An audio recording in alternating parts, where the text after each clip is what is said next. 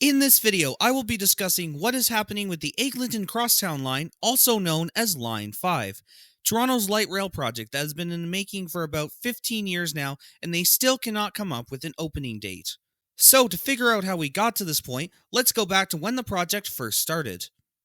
The project actually began in 1985, except then it was a busway along Eglinton Avenue that was being proposed.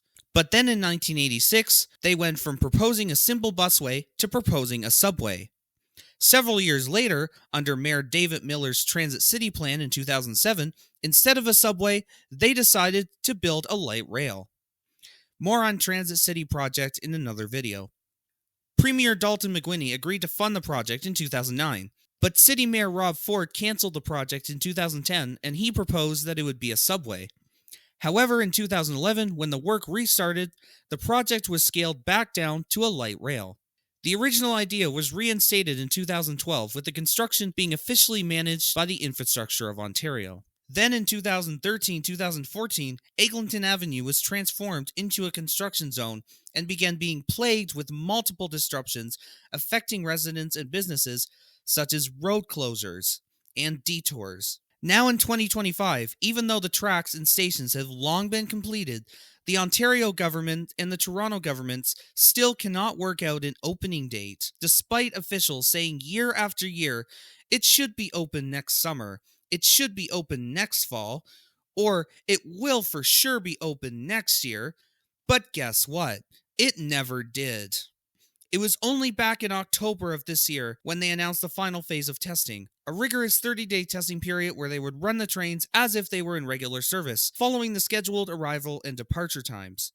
And if anything went wrong within those 30 days, they would have to either add more days or restart the 30 days entirely.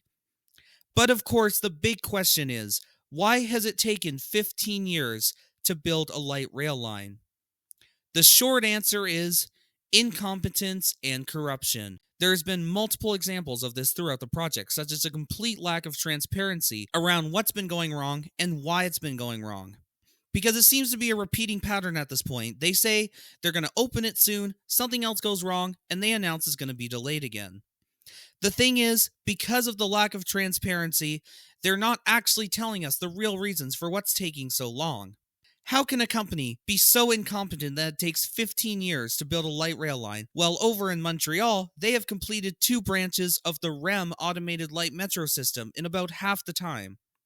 The problem is, nobody knows, except for the people actually in charge of the LRT project.